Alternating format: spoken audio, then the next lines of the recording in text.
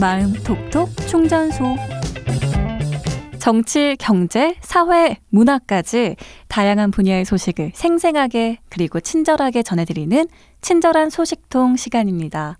자, 서울시가 유구한 역사를 지닌 2000년 역사도시 서울의 문화유산들을 보호하기 위해 서울시 등록문화재 제도와 미래유산 제도를 운영 중이라고 하는데요. 관련해서 서울시 미래유산팀 김수연 팀장님 모셨습니다. 어서 오세요. 네, 안녕하세요. 네, 저는 서울시 문화본부 미래유산 팀장으로 재직하고 있는 김수연이라고 합니다. 반갑습니다. 네, 반갑습니다. 대한민국의 수도 서울. 서울은 유구한 역사를 가진 도시로 유명한데요. 먼저 서울이 얼마나 긴 역사를 가진 역사 도시인지 간단히 설명을 듣고 시작하면 좋겠습니다. 네, 2000년 역사도시 서울이라는 말 들어보신 적 있으실 겁니다. 서울은 2000년 이상의 역사를 가진 도시입니다.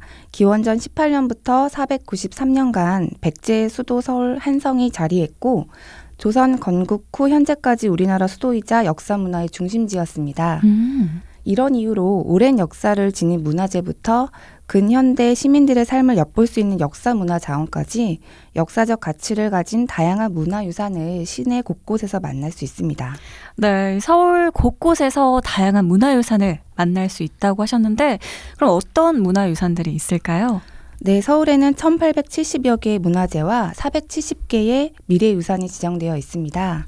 여러분이 흔히 아시는 5대 궁궐부터 서울 한양도성, 50년 이상 한자리를 지켜온 노포까지 모두 문화유산이라고 할 수가 있겠죠. 네. 사실 수많은 역사 문화 자원이 전쟁과 도시개발 등으로 훼손이 되었고요.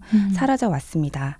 그래서 서울시는 남아있는 역사 문화 자원을 발굴, 보존해서 2000년 역사도시 서울의 가치를 시민 그리고 세계인과 공유하기 위해 다양한 노력을 기울이고 있습니다. 네. 오늘 여러분들께 이야기 드릴 서울의 등록문화재와 서울 미래유산 제도 또한 역사문화 자원을 지켜내기 위한 서울시의 노력 중 하나입니다. 이 서울시 등록문화재와 미래유산 두 가지 제도에 대해 이야기를 나누기 전에 문화재와 미래유산, 사실 일반적인 시민 입장에서는 이 두 가지가 무슨 차이가 있는지 이해가 잘 안 되는데 어떤 차이점이 있을까요? 네, 저도 미래유산 팀장으로 이제 발령받기 전까지는 사실 정확한 차이를 몰랐고요. 네. 공통점은 둘 다 문화적 가치가 있다고 인정되는 문화유산에 해당된다는 거고요. 가장 큰 차이점으로는 문화재는 보존 가치가 높아서 법적으로 보호를 받을 수 있는 반면에 미래유산은 법적인 보호가 아닌 자발적인 보전이 원칙이라는 점입니다. 미래유산은 문화재급은 아니지만 향후 미래 세대에 전달할 만한 가치가 있는 자산이기 때문에 원형 보전보다는 본래의 기능을 유지하고 활용하되 불가피하게 진행되는 변화는 수용하는 유연한 관리 방식을 추구합니다. 그렇군요. 그럼 이 미래유산은 나중에 문화재로 지정될 수 있는 그런 가능성이 있는 거네요? 네, 맞습니다. 미래유산 중에서 형성된 지 50년이 지나고 보존할 가치가 있다고 판단할 경우에 저희 서울시 문화재위원회 심의를 거쳐서 문화재로 지정하거나 등록할 수 있습니다. 그렇군요. 자, 그럼 문화재부터 시작해 볼까요? 서울시 등록문화재 제도가 올해 처음으로 시작된 것으로 알고 있는데 서울시 등록문화재 이 제도에 대해서 설명을 좀 해주세요. 서울시 역사문화재과에서는 문화재위원회에 관련 내용을 보고하고 서울시 미래유산 중에서 서울시가 소유하고 있는 자산부터 등록을 우선 추진하게 되었습니다. 네, 그럼 어떤 문화유산이 등록됐나요? 네, 현재 등록된 서울시 등록문화재 1호는 1917년에 만들어진 한강대교입니다. 네. 한강대교는 서울 시민과 함께 해온 한강에서 가장 오래된 인도교로 한국 전쟁 당시의 총탄 흔적이 남아있어 한국 전쟁의 참상을 되새기게 하는 교량으로서 네. 대한민국 근현대 역사의 산 증거이자 우리나라 교량기술 발전의 복합적인 상징물로 가치가 있어 서울시 등록문화재로 등록하게 되었습니다. 그렇군요. 네, 그리고 등록문화재 2호는 보신각 앞 지하철 수준점입니다. 보신각 앞 지하철 수준점은 수도권 전철의 높이 및 깊이의 척도가 되는 원점입니다. 네. 도로 확장에 따라 보신각이 현 위치로 이전되면서 수준점도 이전되어 수준 기점의 역할은 상실했으나 여전히 보신각 구역 내 위치하고 지하철 1호선 사업의 시발점이었다는 상징적인 의미에서 서울시 등록문화재로 등록하였습니다.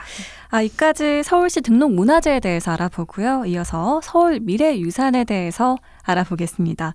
앞서 잠깐 소개해 주셨지만 이 문화재와 달리 미래유산에 대해서는 생소하게 느끼시는 분들이 많아요. 서울 미래유산이란 무엇인지 구체적인 설명을 부탁드릴게요. 네, 미래유산은 그 각종 개발과 사회 변화로 인해서 서울의 근현대 유산이 제대로 평가받기도 전에 멸실되고 훼손되는 것을 막기 위해서 마련된 제도입니다. 네. 그 서울 미래유산의 사전적 정의는 근현대 서울을 배경으로 시민들의 기억 속에 남아있는 사건이나 인물 또는 이야기가 담긴 유무형의 자산으로 미래 세대에 전달할 만한 가치가 있는 것인데요. 저희는 함축적으로 100년 후 보물이라고 부르고 있습니다. 이야, 100년 후 보물이라니 정말 멋지고 딱 어울리는 표현 같은데요. 그럼 미래유산은 어떤 방식으로 선정되나요? 네, 미래유산은 문화재로 지정되지 않은 것 가운데 형성된 지 40년이 지나고 서울 시민들이 공유할 수 있는 공통의 기억과 감성을 지닌 유무형의 유산이면 선정할 수 있는데요. 네. 매년 일반 시민, 자치구 등에서 제안한 미래유산을 대상으로 미래유산 보존위원회의 심의를 거쳐 선정하게 됩니다. 이렇게 선정된 유산이 바로 미래유산이 되는 건 아니고요. 네. 마지막으로 소유자의 동의를 받은 것들만 미래유산으로 최종 선정됩니다. 선정된 미래유산은 소유자분께 인증서를 드리고 미래유산임을 알아볼 수 있도록 해당 유산에 동판으로 제작한 표식도 설치해드립니다. 그러니까 미래유산도 문화재처럼 시민이 직접 제안을 할 수 있는 거네요. 자, 그럼 서울의 미래유산은 총 몇 개가 있는 건가요? 네, 서울의 미래유산은 작년 말 기준으로 470개가 있는데요. 네. 2020년도 미래유산을 12월에 선정 예정인데 이것까지 합하면 내년에는 조금 더 많아질 것 같습니다. 미래유산은 크게 유형과 무형, 유산으로 이렇게 나눌 수 있고요. 네. 분야별로는 문화예술, 정치역사, 산업노동, 시민생활, 도시관리 이렇게 5개로 구분이 됩니다. 마찬가지로 미래유산 보존위원회도 5개 분과가 있어서 각 분야의 전문가분들이 면밀하게 심사해서 미래유산을 선정하는 것입니다. 이야, 470개라니 서울에만 470개가 있다는 게 정말 놀라운데요. 대표적으로 몇 가지만 좀 알려주신다면 어떤 것들이 있을까요? 네, 사실 미래유산은 여러분들이 조금만 주변을 둘러봐도 쉽게 찾을 수가 있습니다. 네. 서울 시내가 한눈에 내려다 보이는 서울 남산타워, 세종로 한복판에서 우리나라를 수호해주는 이순신 동상, 네.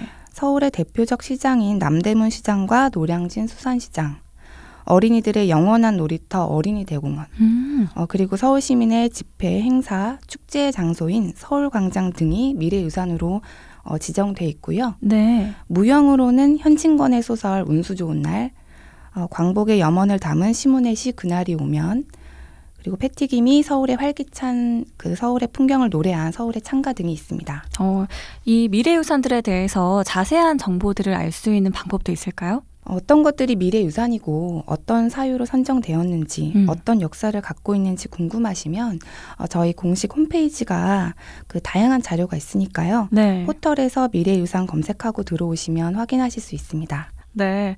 남산타워도 그렇고요. 이순신 동상도 그렇고 우리가 일상에서 쉽게 접했던 지나쳤던 것들이 미래유산이라니 저 지금 소름이 쫙 돋았어요. 좀 신기하기도 하고 그러네요. 그나저나 미래유산은 법적인 보호를 받지 못하기 때문에 시민들이 스스로 지켜나가자는 인식을 만드는 게 중요하다고 하셨는데 그렇다면 미래유산을 보존하기 위해서 서울시에서 소유자에게 지원해 주는 게 있을까요? 네, 일단 이러한 것들이 미래유산임을 홍보를 하고 보호해야 할 유산임을 적극적으로 알려서 시민분들이 스스로 지켜나가자는 인식을 갖게 하는 게 간접적인 지원이 되겠고요. 네. 직접적인 지원은 미래유산으로 선정된 유형 유산 중에 수리나 환경 개선이 필요한 시설물이나 영세업소를 대상으로 최대 2천만 원까지 수리비를 지원해드리고 있습니다.